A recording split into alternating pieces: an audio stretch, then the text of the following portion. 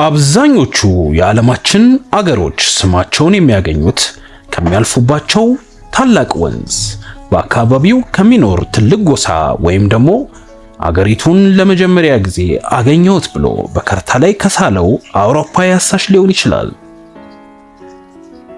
ወደ ኢትዮጵያ ስንሄድ የኢትዮጵያ ስም ታሪክ ፍጹም የተለየ ነው። የሺህ ዘመናት ታሪክ፣ የጥንታውያን የግሪክ ፈላስፎች ምልከታ፣ የመጽሐፍ ቅዱስ ትውፊትና የማንነት ፍልሚያ ውጤት ነው።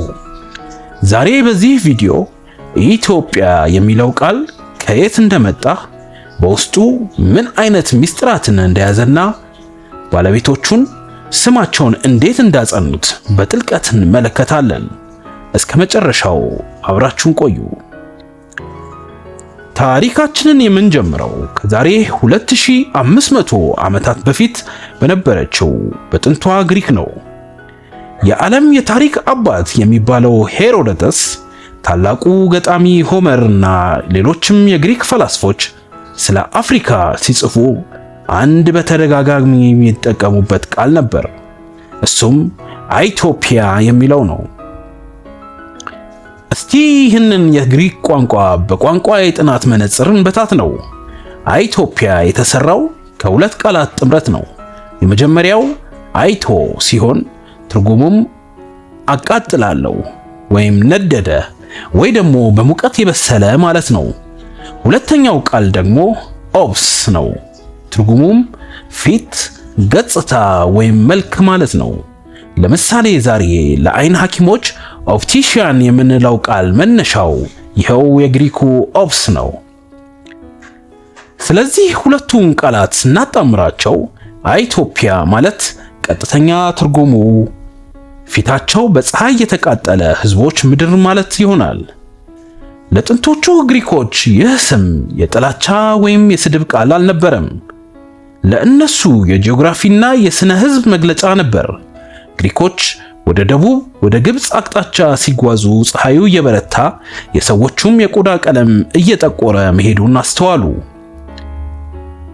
ስለዚህ ከግብፅ በታች ያለውን ሰፊ የአፍሪካ ክፍል በሙሉ ኢትዮጵያ ብለው ሰየሙት። በወቅቱ የነበሩ የግሪክ ጸሐፊዎች ኢትዮጵያውያን በዓለም ላይ ካሉ ሕዝቦች ሁሉ ረጃጅሞች፣ ውቦችና ረጅም ዕድሜ የሚኖሩ ናቸው በማለት በክብር ይጽፉ ነበር። ሌላው ቀርቶ የግሪክ አማልክት ሳይቀር መስዋዕት ለመቀበል ወደ ኢትዮጵያ ይጓዛሉ ብለው ያምኑ ነበር። ነገር ግን ታሪኩ በዚህ አያበቃም።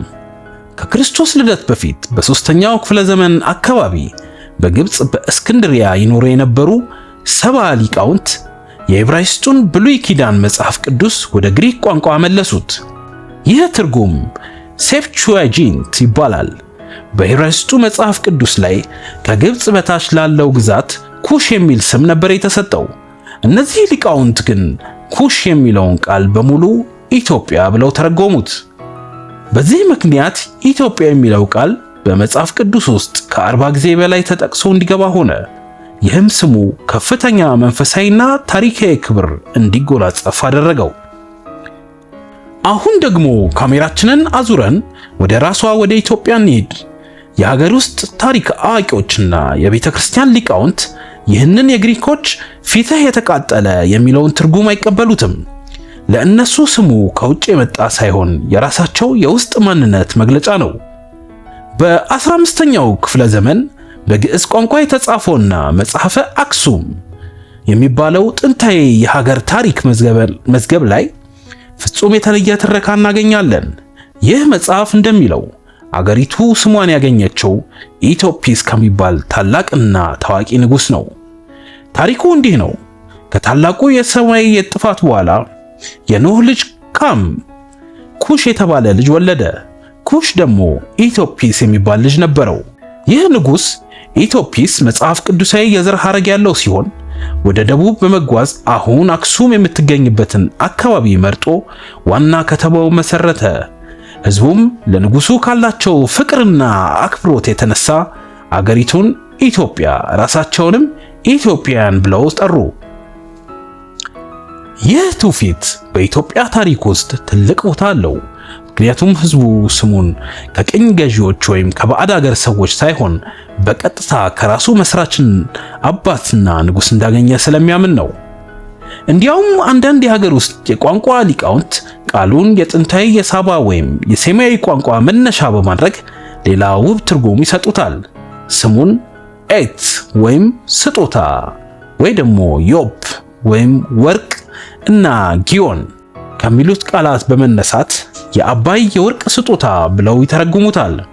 ይህ ትርጉም ከጂኦግራፊያዊ እውነታው ጋር አብሮ የሚሄድ በመሆኑ በብዙዎች ዘንድ ይወደዳል። ታዲያ ይህ ኢትዮጵያ የሚለው ቃል ከግሪክ መጽሐፍትና ከሀገር ውስጥ ትውፊት ወጥቶ እንዴት የአገሪቱ ይፋዊና ዓለም አቀፋዊ ሕጋዊ ስም ሊሆን ቻለ? እዚህ ጋር ነው እንግዲህ ወደ ታሪካዊ ንጉስ ወደ ንጉስ ኢዛና የምንመጣው። በአራተኛው ክፍለ ዘመን በአሁኗ ሰሜን ኢትዮጵያ ኤርትራ አካባቢ የአክሱም መንግስት የሚባል በዓለም ላይ እጅግ ኃያልና በንግድ የናኘ ግዛት ነበር። በወቅቱ አገሪቱ የምትታወቀው አክሱም የተባለች ነበር። ንጉስ ኢዛና ክርስትናን የመንግስት ሃይማኖት አድርጎ የተቀበለ የመጀመሪያው የአፍሪካ ንጉስ ነው። ኢዛና ያደረጋቸውን በርካታ የጦርነት ድሎችና የወሰናቸውን ውሳኔዎች በድንጋይ ሐውልቶች ላይ ያሰፍር ነበር። ዛሬ በአክሱም ከተማ የሚገኘውን የኢዛና ድንጋይ ላይ ጽሑፍ ብንመለከት ጽሑፉ የተቀረጸው በሶስት ቋንቋዎች ነው፣ በግዕዝ፣ በሳባውያንና በግሪክ። ንጉሱ በግዕዙ ጽሑፍ ላይ ራሱን የአክሱም ንጉስ እያለ ሲጠራ፣ በግሪኩ ትርጉም ላይ ግን ራሱን የኢትዮጵያ ንጉስ ወይም ኪንግ ኦፍ ኢትዮጵያ ብሎ ሰየመ። ለምን? ምክንያቱም በወቅቱ በዓለም ላይ ትልቅ ተሰሚነት የነበረው የሮም ግዛት አክሱም የሚለውን ቃል ላያውቀው ይችላል። ኢትዮጵያ የሚለውን የመጽሐፍ ቅዱስና የግሪክ ቃል ግን ጠንቅቀው ያውቁታል። ስለዚህ ንጉስ ኢዛና የመንግስቱን ታላቅነትና ክብር ለዓለም ለማሳየት የኢትዮጵያ የሚለውን ስም በይፋ መጠቀም ጀመረ።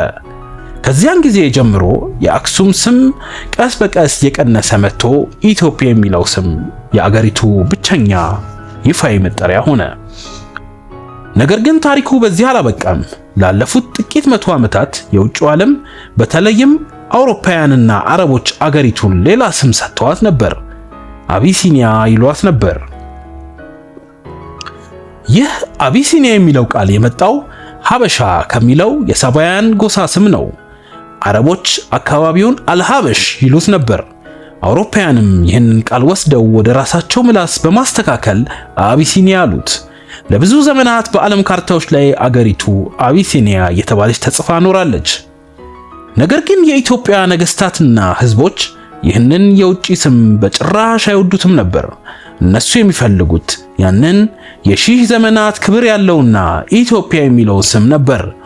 በመጨረሻም በ20ኛው ክፍለ ዘመን በተለይም በዳግማዊ አጼ ምኒልክና በአጼ ኃይለ ሥላሴ ዘመነ መንግስት አገሪቱ ከውጭ ሀገራት ጋር የምታደርጋቸውን ውሎችና ስምምነቶች ሁሉ ኢትዮጵያ በሚለው ስም ብቻ እንድታደርግ ተወሰነ። በ1931 ዓመተ ምህረት በወጣው የመጀመሪያው የአገሪቱ ህገ መንግስት ላይ ኢትዮጵያ የሚለው ስም ብቸኛው ይፋዊ የአገር መጠሪያ ሆኖ በህግ ጸደቀ።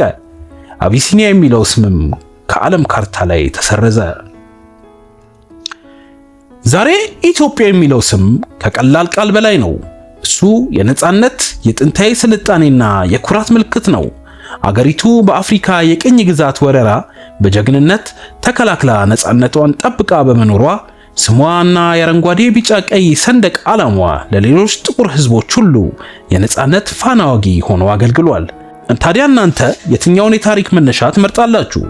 ያንን በጥንታውያን የግሪክ ፈላስፎች የተሰጠውን በፀሐይ የነደደ ፊት የሚለውን ትርጉም ወይስ ከመጽሐፍ ቅዱስ ወይስ ከመጽሐፍ አክሱም የምናገኘውን የንጉስ ኢትዮጵያን ታሪክ ወይስ የአባይ የወርቅ ስጦታ የሚለውን ውብ ትርጉም?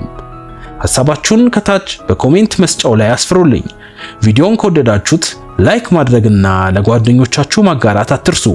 ለተጨማሪ እንዲህ አይነት ጥልቅ የታሪክ ቪዲዮዎች ደግሞ ቻናሉን ሰብስክራይብ በማድረግ የደወል ምልክቱን ይጫኑ። በሚቀጥለው ቪዲዮ በሌላ አስደናቂ ታሪክ እስክንገናኝ ድረስ ሰላም ቆዩ።